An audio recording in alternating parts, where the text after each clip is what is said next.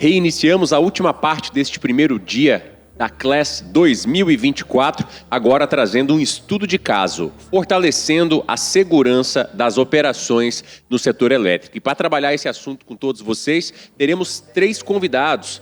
Bom, vamos anunciá-los então aqui agora, convidando ao palco Igor Freitas de Souza, que é gerente de TI da EDF, Vinícius Félix da Silva, engenheiro de automação e controle da EDF, e também Felipe Marques, coordenador de segurança da informação da TI Safe. Apresentando um pouco de cada um dos palestrantes, Igor Freitas de Souza é gerente de TI na EDF Brasil, com formação em TI e pós-graduado em engenharia de redes, com 21 anos de experiência no mercado de energia. Vinícius Félix é engenheiro de automação e controle na EDF Brasil, com formações em engenharia elétrica, pós-graduado em automação industrial e controle, instrumentação industrial e cibersegurança e governança de dados, com 12 anos de experiência em operação e manutenção nos setores de energia, óleo e gás e siderurgia.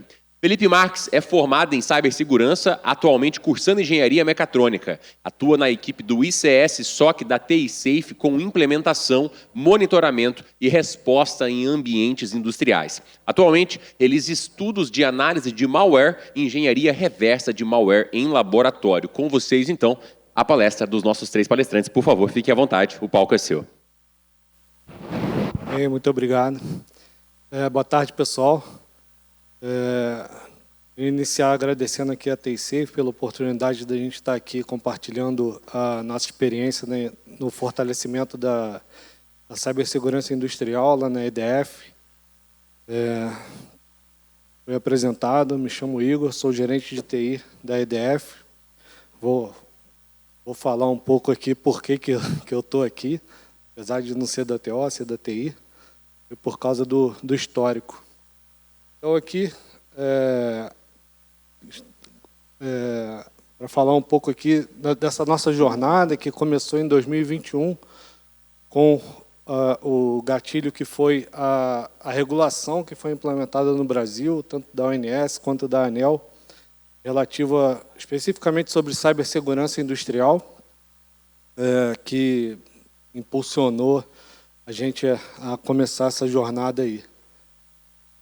Falando brevemente aqui para contextualizar o que é a EDF no Brasil, quem não conhece, a EDF é a Eletricidade da França, é uma das maiores empresas mundiais aí do setor de energia elétrica. E aqui no Brasil tem negócios fora da França, que são subsidiárias da diretoria internacional da EDF. E aqui no Brasil nós tem 2 empresas totalmente separadas, uma que é do braço de renováveis, e a nossa aqui, que a gente fica com geração, operação e manutenção de usinas, e também vamos começar um projeto, a construção, iniciando uma terceira linha de negócio que a gente tem, que é operar serviços, usinas próprias. Temos também a prestação de serviços de OEM para clientes e agora começar com transmissão. A gente tem 2 escritórios administrativos, nossa sede fica no centro do Rio, temos um pequeno escritório administrativo em Macaé também, é onde estão 2 ativos termoelétricos que nós operamos. Nós tem também o HS Sinop, que fica lá no Mato Grosso. Lá a gente opera remotamente a hidrelétrica a partir da nossa sala de controle em Macaé. E a empresa é relativamente pequena, comparada com os colegas que apresentaram aqui, da Copel e da Braskem. Temos 190 colaboradores, apoio de terceiros também, e temos a gestão aqui de quase 2 gigawatts de geração. Começando aqui, falando um pouco sobre o contexto de cibersegurança, a gente, acho que é ponto comum aqui, que evoluiu muito ao longo dos anos, nas últimas décadas. Eu me lembro que, quando eu fiz faculdade, esse assunto da cibersegurança era apenas um capítulo da cadeira de redes da empresa, não tinha nenhuma cadeira específica. pelo menos na faculdade onde eu estudei, e isso foi evoluindo. A gente depois foram tendo cursos de extensão, pós-graduação, hoje tem graduação, inclusive, e até a tendência é tirar que a cibersegurança seja que saia da TI, né, para ter mais autonomia e independência, sendo um departamento novo nas empresas. Então, a gente tem diferentes tipos de ataques aqui, e hoje a questão não é se você já foi atacado ou se não foi. É se você sabe quando foi atacado ou se você nem sabe que foi atacado. Então, aqui na nossa experiência lá, engenharia social, já fomos, brute force, já fomos, ransomware, 2019, foi a pior experiência da minha vida profissional. Fomos atacados também, não tivemos muito impacto. Depois, rapidamente, a gente conseguiu ativar o DRP. 2 dias depois, a gente estava, pelo menos, com os sistemas críticos funcionando, para ter baixo impacto no negócio. E também só ficou no perímetro da TI, não atingiu a parte de TO. O e-mail phishing direcionado à alta diretoria, já fomos também. Enfim, endemia do malware, nem se fala, Trojan, Zero Day. A gente nunca foi atacado num Zero Day, mas a gente é sempre uma correria danada quando é anunciado um Zero Day. DDoS, já fomos também. Enfim, e aí onde que isso vai parar? Ao longo dessas apresentações anteriores aqui, pode parecer até meio redundante o que a gente preparou aqui para falar, mas a gente não combinou nada, mas aí isso aqui demonstra que eu acho que está todo mundo alinhado, os desafios são semelhantes, as dores são semelhantes, as preocupações são semelhantes aí, que a gente tem que atacar. E aí, o que está atacando nossa empresa hoje? Falaram muitas vezes hoje aqui. Hoje a gente tem ataque utilizando impulsionados, né, pela inteligência artificial, tornando tanto engenharia social quanto detecção de vulnerabilidades, tudo isso sendo impulsionados aí, efetivamente pela inteligência artificial. E se a gente está sendo atacado por inteligência artificial, não adianta a gente se defender com humanos, né, com pessoas, que a briga fica injusta, a gente tem que se defender com inteligência artificial. E aí isso aqui é só para demonstrar a capacidade da inteligência artificial. Na hora que o Marcelo estava falando da criação daquela imagem do gato e do rato lá, e em menos de um minuto eu criei essa imagem aqui, na hora da palestra dele, pedindo para criar aqui a inteligência artificial como vetor de ataques cibernéticos. Eu consegui fazer isso em poucos segundos. Imagina quem tem tempo e a mente voltada para o crime e o que consegue fazer com a inteligência artificial. Então, essa é hoje a preocupação real, hoje de todas as empresas, justamente nos defendermos da inteligência artificial. E aquela questão que a inteligência artificial vai roubar nosso emprego, cara, isso aí já está ultrapassado.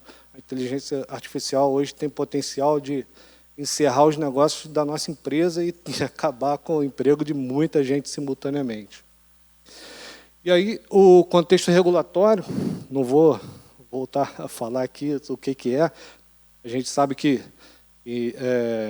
foi um grande impulsionador assim, para a gente, o gatilho de tudo, para a gente implementar a governança lá e reforçar muito a nossa segurança na TO. Originalmente, essas competências e capacidades mais voltadas para a cibersegurança estavam na TI tradicionalmente. A maturidade na TO, por uma questão de histórico mesmo, talvez de maturidade, de contexto, tudo isso, pessoal ficava muito ligado à parte técnica, operacional, disponibilidade ali, uma questão de filosofia, essa parte de segurança ficava na TI, a TI cuidava do perímetro ali, da borda, isolava minimamente ali a parte da TO, e todo mundo se sentia seguro. Só que as coisas foram evoluindo, e aí o governo, né, não só o Brasil, mas pelo mundo afora, estão tendo muitos históricos de ataques, parada de produção, tudo isso. E, para mim, particularmente, o contexto regulatório é secundário. Para mim, o maior risco mesmo é o lucro incessante, quando tem um desastre, riscos à vida, quando se tem um incidente, perda de equipamentos, tudo isso. Então, e aí foi isso que impulsionou tudo, a gente começou... falando aqui brevemente do nosso case aqui, linha do tempo dele. 2021 também foi lançada a rotina operacional e a resolução normativa da ANEEL, uma mais prescritiva, outras menos prescritiva, que dizia, a ANEEL falava o que tinha que fazer, a ANEEL era mais genérica, e como a questão da cibersegurança estava um pouco mais ligada à TI, e também o relacionamento com a diretoria era mais comum aí eu peguei esse filho para mim, para poder estudar o problema, ver quais eram as implicações, orçamento, tudo isso. Foram longas reuniões com o Renato, com os branquinhos, com tudo isso. E levou quase um ano a gente buscando opções de mercado, tudo isso. E até que em 2022 fizemos o kickoff do projeto. A nossa TO, nesse meio período, foi reforçada. O Vinícius, que vai falar com vocês um pouco ali, foi justamente aqui próximo do kickoff para reforçar e se dedicar a esse tema da governança de cibersegurança. Então, aqui eu acabei fazendo um handover para ele da implementação em si, porém, pelo tamanho da EDF no Brasil, a gente não tem, não faz muito sentido, é uma batalha que a gente ainda vai travar, a gente ter essas capacidades e competências duplicadas relativas à cibersegurança, a networking, a telecom, tudo isso na TI, exclusivo para TI e para TO. Então, a gente acaba trabalhando muito em sinergia. O Jornir, que está aqui, ele que é o nosso especialista de segurança, a gente está sempre provendo serviço de cibersegurança, conectividade, tudo isso para a TO. Aí iniciamos ali a implementação da primeira onda, onde reforçamos os faros, começou o monitoramento da TSafe no nosso ambiente, análise de risco, plano de segurança e a própria governança em si, que a gente foi desenvolvendo. Até que 2023 chegou a segunda onda, que a gente precisava embarcar tecnologia na nossa governança, que até então a gente estava só mais na parte de documentos e minimamente monitorado ali e fazendo algumas ações. E hoje, agora, atualmente, em 2024, a gente já está numa fase mais de melhoria contínua, isso não vai parar. Reforço de segurança física, CFTV, controles de acesso, políticos, etc. E isso, eu lamento informar, mas não vai ficar fácil, não. Vai piorar cada vez mais a coisa. E aí que a gente tem que entrar. Tem que responder a essa tendência da melhor forma. Então, aqui fiz essa introdução aí. Eu vou passar para o Vinícius para ele dar continuidade com mais detalhes aí, como foi e como a gente trabalha lá essa parte aí da governança. Boa tarde, pessoal. A governança em TO é um tema extremamente novo. Fui ouvir falar de governança em TO na CLES de 2002 em Curitiba.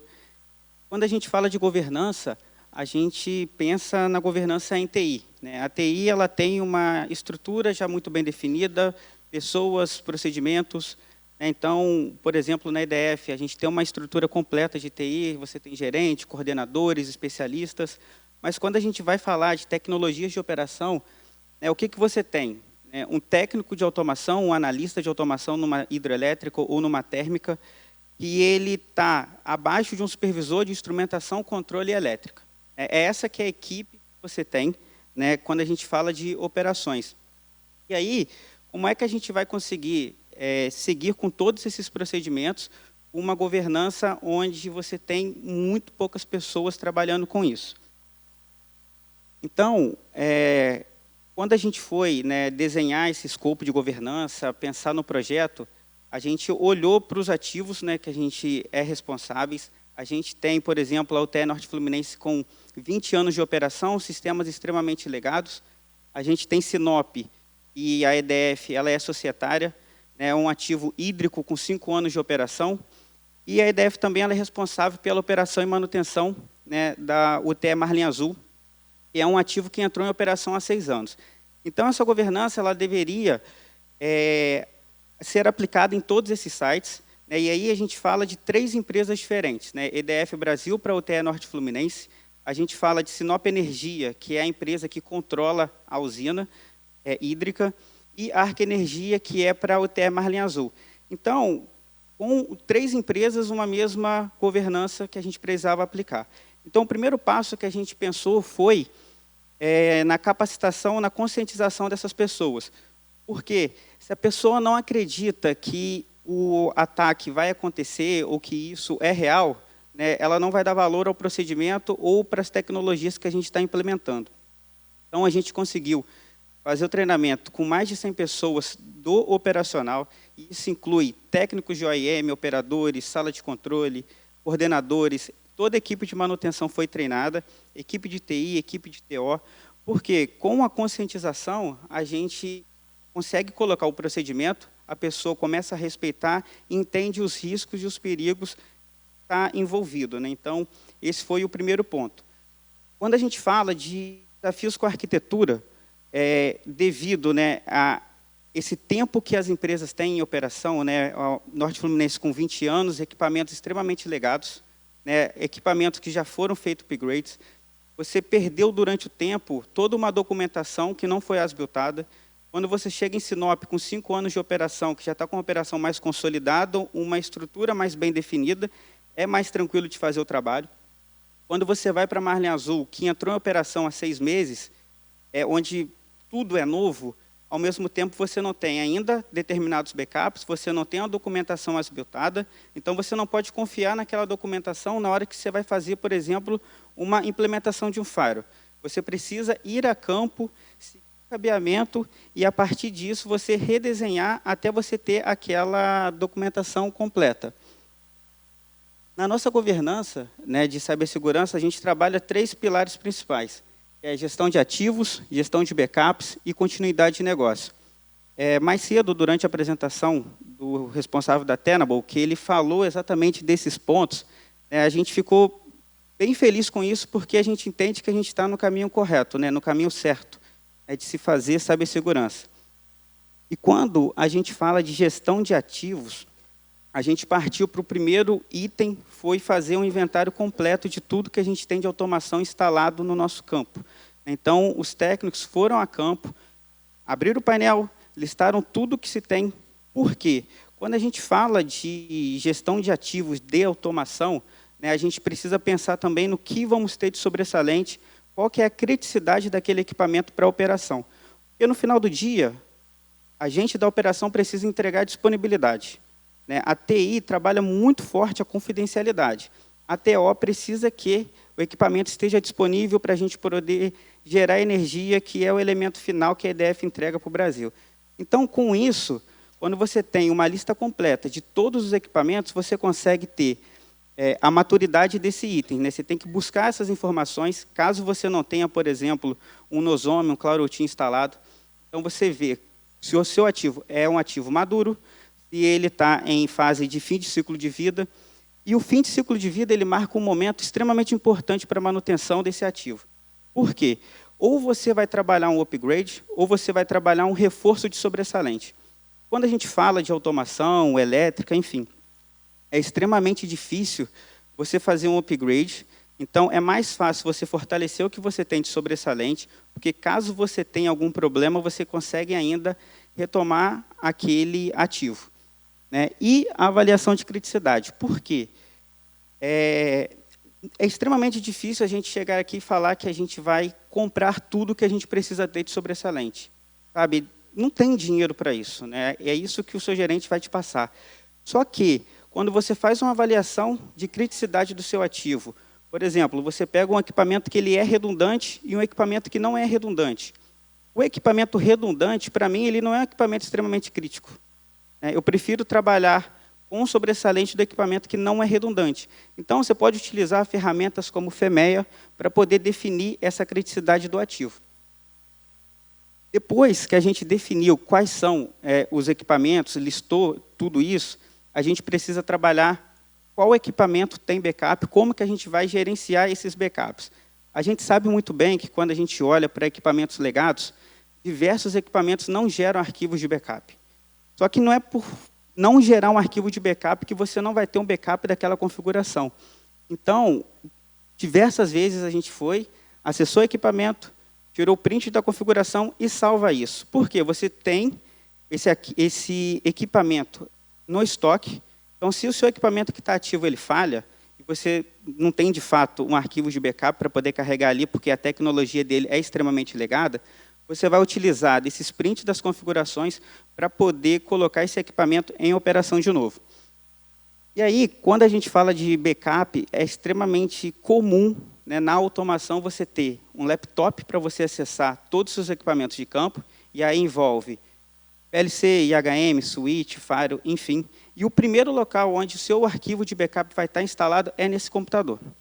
Né? Sempre é assim, porque o profissional de automação, ele pega aquele computador, ele vai para a área, ele acessa o PLC, ele faz alguma mudança e o backup está ali. Sempre é assim, fica ali. Poucos casos as pessoas tiram aquele arquivo de lá e atualizam na sua pasta, no seu HD externo, enfim. Só que esse computador, ele começa a gerar, o primeiro problema é perder a bateria do laptop. E aí ele deixa de ser um laptop, ele fica conectado direto na tomada. E aí você não tem nenhum backup daquela ferramenta.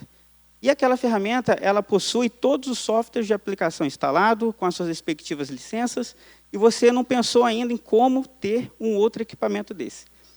E aí, como que a gente vem trabalhando na EDF? Com o apoio da TI, a TI, por ter já uma governança definida, né, a gente trabalhou essa questão de backups junto com a TI.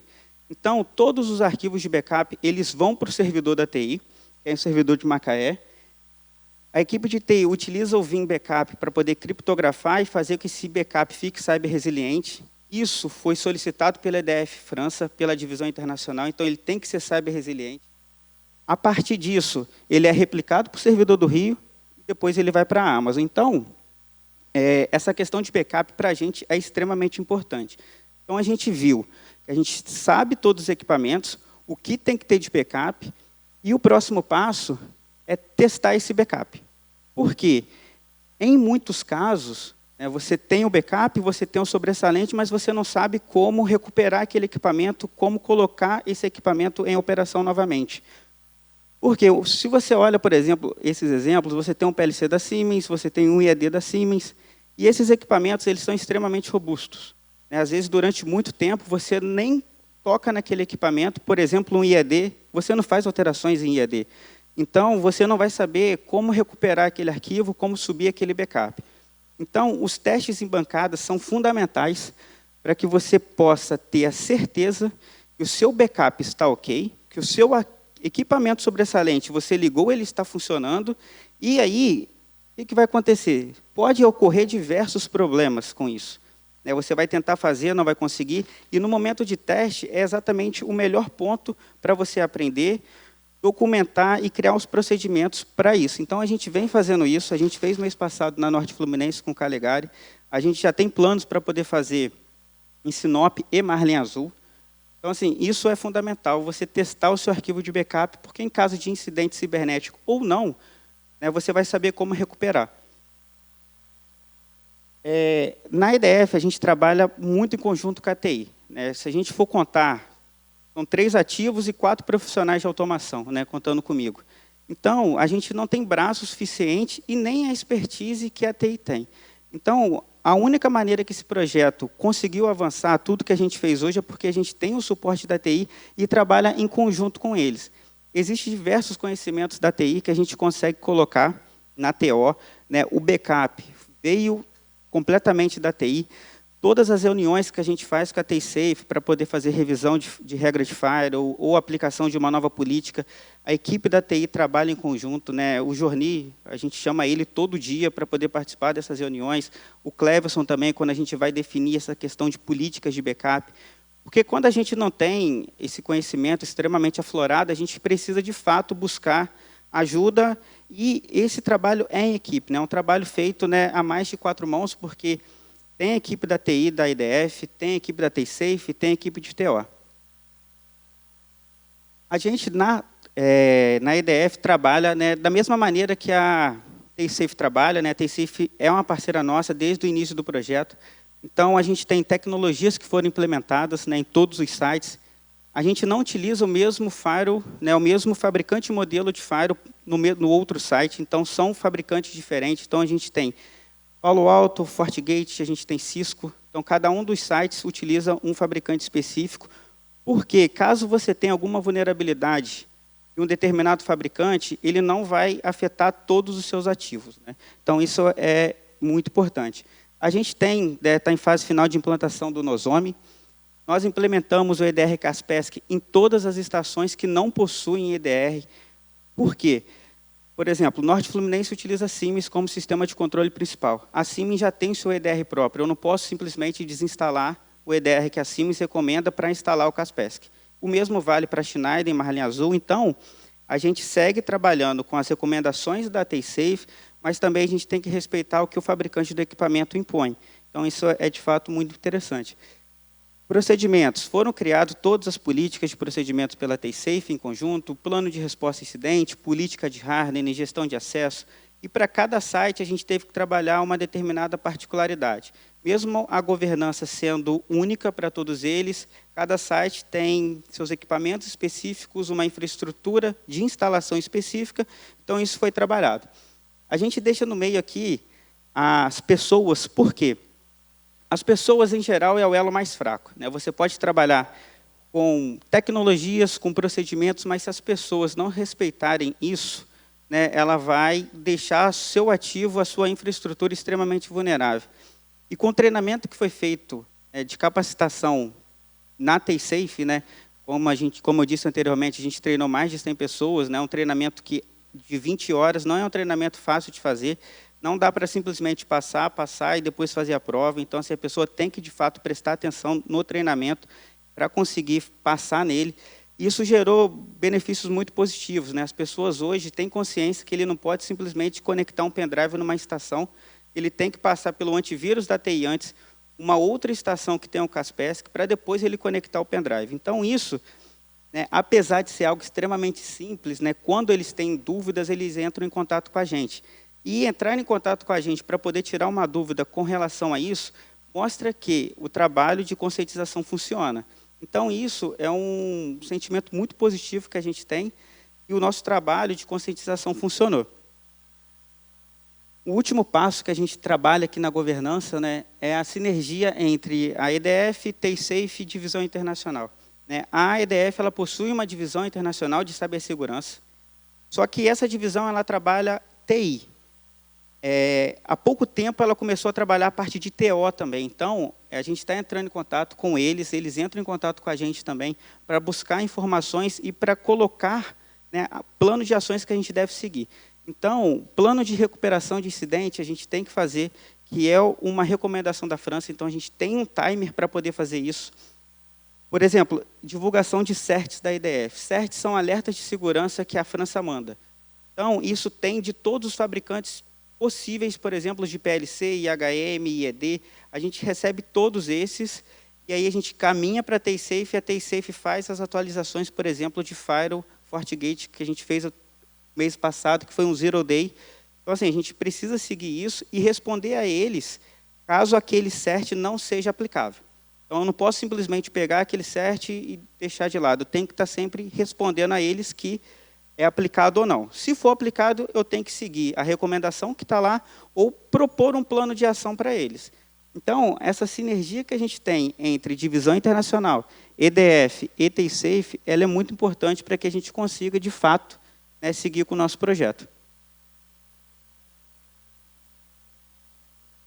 Boa tarde, pessoal. Tudo bem? Então, eu vou demonstrar um pouco da integração da TISAFE no EDF Brasil. Tá? Então, como foi dito, né, a TISAFE ela teve uma participação a partir de 2022, tá? Parceria com a EDF, né? Então, foi iniciado um processo de avaliação de riscos, nesse ano ainda, tá? Avaliação de riscos, tá? E um planejamento para a implementação dos firewalls. Tá bom? Além disso, nós também fornecemos o treinamento, tá? FSI, que foi falado, tá? Formação de Segurança da Automação Industrial. Tá? E ele é fornecido pela TISAFE e a equipe da EDF está realizando esse treinamento. Tá bom? E aí nós podemos dizer que em 2003, de fato, nós chegamos a realizar a implementação do firewall, tá? Em Norte Fluminense, um firewall Palo Alto. Tá? E a partir dessa implantação, a gente começou a criar as regras de segurança no firewall, tá? Preparar esse firewall para que ele pudesse trabalhar como equipamento de borda na EDF. Então, tem todo um estudo anterior a essa virada de rede, né, que a gente chama. Então, foi realizada a implementação de regras, tá? A segmentação de rede, né, a gente foi adotando todas as zonas ali que a EDF já utilizava, a gente foi passando essas zonas para o Palo Alto, tá? Para a gente preparar o equipamento para, de fato, ele assumir aí como equipamento de borda e não causar nenhum impacto, tá, na operação da EDF. Então, essa é a nossa principal preocupação. No momento de uma implantação, é realmente ter uma implantação ali, gerando um mínimo de impacto possível. Tá? Logicamente, no momento da virada, ele acontece ali um pequeno impacto na operação, tá? Mas esse impacto é controlado e a gente pode seguir aí com a operação. Então, após essa implementação de regras, tá, a gente iniciou um monitoramento 24/7, tá, pela equipe do SOC. Tá, esse monitoramento que acontece olhando os alertas gerados pelo firewall, tá, e outros equipamentos forem implementados. Tá, então, a equipe do IMR ela começa a verificar esses alertas. Tá, a gente tem ali o tratamento de alertas diretamente pelo CIEM. Tá, eu vou mostrar mais à frente aí como é feita essa implementação, tá, com o CIEM. Então, a gente tem um tratamento de alertas, onde a gente consegue ali definir se o alerta é de fato um risco, tá, ou se ele é um falso positivo. E através dessa correlação no CIEM, consegue gerar esses alertas ou não, tá, ou defini-los como falsos positivos. Então, além desse monitoramento, a gente também iniciou a política de otimização de regras. Tá, as regras já implementadas no firewall, tá, porque, como eu expliquei anteriormente, o firewall ele entra com uma configuração que não causa impacto. Então, ele entra de uma forma generalizada, né, deixando o tráfego passar. E a partir desse momento a gente começa a trabalhar essas regras, fazendo essa otimização de regras. Tá? É um processo que é contínuo, ele ocorre a cada 3 meses, ele é renovado a cada 3 meses. Ele é realizado pela equipe de arquitetura da TISAFE, tá, que trabalha em conjunto também. E aí, a cada 3 meses, a gente gera essas verificações de regra. Qual regra a gente pode tornar ela um pouco mais específica? Né? Qual aplicação é necessário nesse tráfego? Tá? Se essa aplicação aqui ela pode trabalhar sem ali a liberação do serviço, né? Sem liberação da porta, porque a gente sempre preza ali pela liberação por aplicações, né, já registradas. Então, a gente faz esse trabalho de política de otimização, né, estudando as regras, tornando cada vez mais específicas as regras, até que o firewall ele chegue num ponto em que ele permita somente o necessário para a operação, nada mais que isso. Tá? Então, e também vamos iniciar o processo de verificação da operação de resposta a incidentes. Tá? Esse é um processo que eu vou explicar um pouco mais à frente também. Ele é um processo criado pela TISAFE, tá, para coletar métricas, tá, no processo de resposta a incidente. Tá? A gente simula um ambiente de ataque e a gente vai caminhando nos processos de resposta a incidente. Como a empresa ela tem esses procedimentos já detalhados ali, se eles precisam trabalhar algum procedimento desse. Tá? Então, essa foi a integração do ambiente, né, com o Firewall da Palo Alto. Tá? Então, aqui está o processo de monitoramento, tá, da equipe do IMR, do CS-SOC. Tá? A gente realiza o monitoramento dos alertas gerados pelo equipamento, tá, na EDF, tá? No caso, Firewall ou IDS, qualquer equipamento implementado no ambiente. Tá? Através com o monitoramento desses alertas, tá? A gente faz o envio dos logs e correlação dos eventos para o CIEM. Tá? O CIEM ele utiliza machine learning, né? A gente tem um histórico de tickets do cliente, tráfegos já conhecidos, tráfegos necessários para o ambiente, né? A gente tem um trabalho conjunto aí com o cliente, a gente não toma uma decisão de um alerta se tornar falso positivo sem o aval do cliente, né? Sem a gente perguntar para o cliente, olha, esse tráfego aqui é realmente autorizado e conhecido no ambiente? Tá? Então, a partir desse momento, o cliente dando essa informação, a gente coloca o alerta como falso positivo. Tá? E, através dessa correlação de eventos no CIEM, tá, ocorre essa decisão, se ele vai virar de fato um alerta ou se ele é um falso positivo na área. Tá? Então, a gente faz ali a criação e tratamento do ticket, né, caso esse evento seja um alerta. E aí, com o tratamento de tickets, a gente cria, né, de fato, o ticket para o cliente, informando o cliente o que aconteceu, todas as informações de tráfego, origem, destino, aplicações utilizadas. Tá? Quais foram as informações nesse tráfego que nos fez desconfiar desse alerta? Tá? Qual tráfego, tá, nos fez aí, acreditar que esse alerta é de fato um risco para o ambiente. Tá? E também realizamos a resposta aos tickets. Né? A IDF também ela consegue fazer essas solicitações, tá, para a equipe do CS-SOC e a gente responde ao ticket, tá, seguindo ali as nossas diretrizes de tempo de resposta. Tá? Além disso, a gente trabalha também a gente vai trabalhar com a implantação do IDS no Zone também, né? Implantação do IDS no ambiente da IDF, tá? E treinamento e uma visão geral, né, das funcionalidades do IDS. Tá? Com esses treinamentos, a gente consegue mostrar para o cliente como ele vai conseguir fazer um melhor uso da ferramenta. Tá? Ali a gente vai conseguir ver funcionalidades como criação de dashboards, tá, para o melhor entendimento ali dos alertas gerados pelo IDS. Tá? Com o IDS a gente recebe muitas informações, tá? A gente recebe ali informações de ativos, tá? Com inteligência de ameaça, tá? Inteligência de ativos também, a gente consegue ver informações como se o ativo está ali em fim de vida, né? Fim de suporte. Então a gente recebe muitas informações desse IDS. Então a gente explica para o cliente a melhor forma ali de gerar dashboard que ele possa ter um melhor aproveitamento dessa ferramenta. Então nesse treinamento a gente consegue ver ali a dashboard, como eu já disse, a gente consegue trabalhar com queries, né, que são consultas no banco de dados do IDS, e também com assertion. Né? Os assertions ele funciona como uma definição de um gatilho na consulta. Tá? A gente produz uma query ali com a informação que a gente quer verificar no equipamento, e a gente coloca ali um comando de assertion, e aí toda vez que esse alerta ele for reportado no IDS, a gente consegue gerar um alerta. Então, isso é uma inteligência de ameaça a mais que a gente ganha no IDS, tá? E que é muito recomendado. Então, não só sobre queries e assertion também, a gente consegue ter informações de inteligência de ameaças. Tá? O IDS também ele nos dá um feed de inteligência de ameaças, tá? Utilizando Yara Rules, Fix Indicator, e também informações de vulnerabilidade e snort também. Tá? Regras de snort que a gente consegue ver ali, coletas de regras, né, através de tráfego de rede. Tá? O Yara Rules, que a gente consegue ali ter um indicativo, né, de um executável já reportado como malware, como malicioso. Obviamente, a gente precisa fazer o tratamento de falso positivo, né, porque muitas dessas Yara Rules, muitas das vezes, elas são um pouco generalizadas.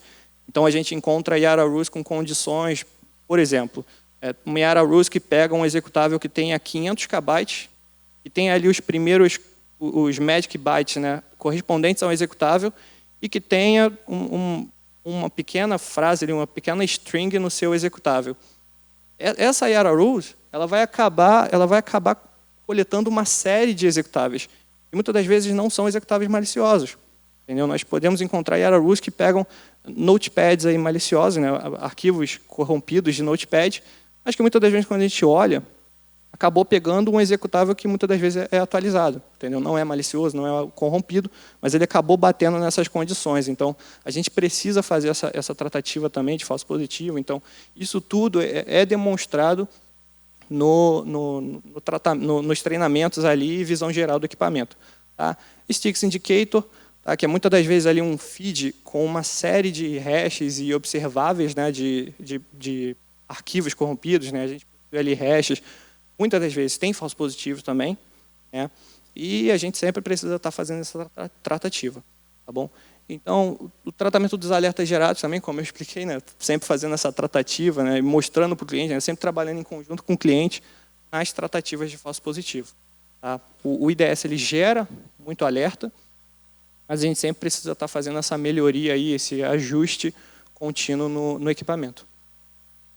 Então, eu coloquei ali uma imagem do Threat Intelligence, tá, onde a gente pode ver ali Packet Rules, que são Snort Rules, né, que já são ali lançadas pelo IDS, já são mantidas pelo IDS, tá? Yara Rules, Sigma Rules também, que é uma nova forma, né, de compartilhar dados de ameaças, tá? Sticks Indicator e vulnerabilidades também que a gente recebe nesse Threat Intelligence, tá, do equipamento. Além disso, também, como eu expliquei anteriormente, né, a gente vai trabalhar com exercício de resposta a incidentes. Tá? Essa é uma ideia gerada pela TSafe, que não vai ser aplicada só na EDF, né, que não é aplicado só na EDF, mas também vai ser aplicado em inúmeros clientes da TSafe. Tá? Esse procedimento ele vai ocorrer a cada 3 meses, tá? 3 meses, 2 meses ali, e ele tem o objetivo de coletar as métricas, né, de resposta a incidente, para melhorar sempre o tratamento de resposta a incidente do nosso cliente. Tá? Então, a gente consegue ali, através desse exercício, né, não gerar um impacto negativo no nosso cliente, mas também a gente consegue uma métrica, né, de como o nosso cliente trabalha ali nos procedimentos de resposta a incidentes. Em quanto tempo, né, a gente consegue reverter um incidente cibernético. Tá? Então, a gente consegue, nessa checagem, verificar, até a questão ali que o Vinícius estava falando anteriormente, né, a questão de continuidade de negócio, como os backups estão sendo mantidos, qual a última vez que nós verificamos o backup no equipamento, tá? Quanto tempo a gente consegue, se o ativo crítico ele não puder ser restabelecido via backup, em quanto tempo a gente consegue substituir esse ativo, se a gente tem o ativo sobressalente para ele, né? Se a empresa aceita o risco de trabalhar com um equipamento a menos. Então, muitas das vezes são 2 equipamentos replicados e a empresa ela pode ali, olha, nesse momento a gente consegue trabalhar com um ativo somente, a gente consegue conter essa ameaça e futuramente a gente consegue recuperar esse ativo. Então a gente consegue coletar essas métricas, essas informações nesse exercício. Tá? Como vocês podem ver ali, é um cenário, tá? A gente cria um cenário de ataque hipotético, tá? Sem gerar nenhum impacto, não é executado nenhum arquivo no ambiente do nosso cliente. O objetivo aqui não é gerar impacto nenhum. A gente cria um ataque hipotético, a gente seleciona um ativo, tá, um IP ali de um ativo no nosso cliente, e a gente inicia, né, com um ticket, né, com a informação desse incidente, e a gente começa ali a coletar essas métricas. Né? A gente verifica ali a fase de preparação, né, o que acontece quando um incidente é descoberto. Né? Como os colaboradores da empresa eles conseguem reportar um incidente cibernético. Vocês têm algum mecanismo de reporte de incidente cibernético? Esse mecanismo de reporte de incidente, ele pode ser ali de forma anônima, ele pode ser feito via e-mail, via telefone, né? Como esse incidente ele vai chegar até vocês? Né? E quando esse incidente chegar, em quanto tempo a gente consegue identificar que de fato é um incidente cibernético? Em quanto tempo a gente consegue criar uma sala de guerra? Então, isso tudo é gerado uma métrica, né, durante esse exercício. A gente consegue verificar isso. Tá? Então, a gente seleciona. Tá? E aqui também um exemplo de um arquivo que a gente manda também durante esse exercício. Tá? Que é o Jump Kit, né, que ele é utilizado nessa fase de resposta a incidente, que é um kit ali com tudo que precisa estar à mão no time de primeira resposta, né, que é o time ali que vai ter o primeiro contato com a máquina infectada. Então, a gente entende que, nesse momento de ataque cibernético, né, o mais importante é a reestruturação do ambiente, né? É o retorno da operação, é a continuidade de negócio. Mas também ali em simultâneo, se o nosso cliente ele quiser realizar essa análise de malware, né, essa investigação no ambiente, a gente também envia esse arquivo, né, para ajudar aí numa futura implementação. Tá? Esse exercício ele é inspirado na NIST, né, 800-61, e ele visa, né, verificar todos esses controles durante um ataque cibernético, né, esse ciclo de vida no ataque cibernético. A fase de preparação, ali, como o ambiente está preparado para receber esse incidente cibernético, para tratar, para fazer sala de guerra. Tá? A detecção e análise, né, como vai ser feita a identificação desse ataque cibernético. A contenção, erradicação e recuperação, né, fase de backups, ali, de recuperação do ambiente. E o pós-incidente, né, como é feito o relatório após esse incidente, né, quais as informações que são compartilhadas para outras empresas, né? A EDF ela tem essa cultura, né, de compartilhar informação. Eles volta e meia compartilham informações recebidas da divisão internacional deles na nossa comunidade. Então, assim, eles têm essa cultura de compartilhar conhecimento para melhorar a cibersegurança. Então, nada melhor do que essa atividade de pós-incidente para a gente conseguir reportar o malware, reportar ali, tirar ele das sombras, né? Porque o principal meio que um malware consegue atacar uma indústria é realmente quando ele não tem os seus procedimentos descobertos. Então, quando você tira esse malware da sombra, consegue gerar um relatório dele, consegue pegar ali indicadores de comprometimento, hashes, funções executadas, consegue rodar ele na memória e ver, olha, ele está puxando esse dado da stack. E aí você coloca isso no relatório e manda para outras empresas, na fase de pós-incidente, lições aprendidas, você já ajudou a segurança cibernética do país, você já ajudou a melhorar a cibersegurança do país. Então, a EDF ela tem muito dessa cultura, e a gente, trabalhando esse exercício, a gente vai verificar essa questão também do pós-incidente. Tá? Então, eu passo agora a palavra de novo para o Igor. Tá? Para o Vinícius, desculpa. Pessoal, então, para finalizar aqui nesse bate-papo, a gente sabe que a cibersegurança, né, ela é contínua. Né? A gente iniciou o projeto há 2 anos, mas ele tem duração, a se dizer, eterno. Enquanto tiver as operações críticas, a gente vai precisar manter sempre esse cuidado, ter essa melhora contínua, mas a gente já conseguiu colher muitos bons frutos, né, que é a adequação à rotina operacional da ONS, é uma recomendação, a gente precisa seguir isso, e isso foi o que trouxe para a gente, né, esse conhecimento e que nos fortificou a poder fazer esse trabalho.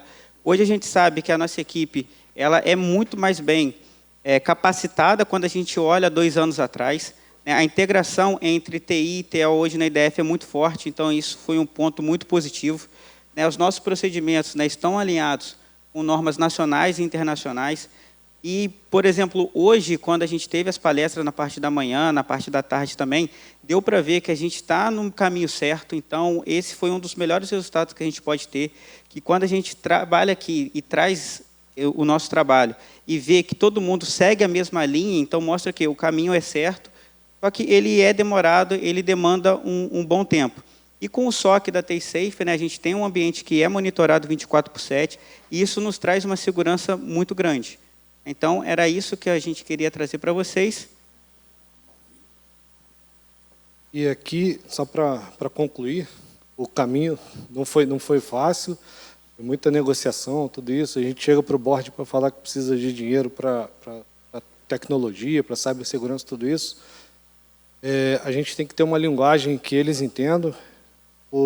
Eles nunca vão dizer que não estão entendendo, eles só vão dizer que estão caro. E aí a gente tem que acabar colocando o preço, o custo do risco na mesa para a gente conseguir assim uma aprovação. E apesar da regulação ter sido um fator que ajudou a gente assim a percorrer esse caminho, a gente deixou aqui essa questão aqui, foi mais para estimular o debate, mas só que essa questão já foi, desde a primeira palestra do Marcelo, já abriram, por coincidência, né, essa pergunta. A tendência não é boa, como eu falei, a gente precisa inovar. A diferença da inovação, da tendência para a inovação, que a tendência ela ocorre do coletivo, escopo mundial, é espontâneo, e a inovação é o que a gente faz para se adaptar à tendência, né? E quando essa inovação é muito forte, que choca a tendência a ponto de mudá-la, aí é uma inovação disruptiva. Inovação é um pedacinho da tendência que a gente escolhe para aplicar, para fazer a diferença, né?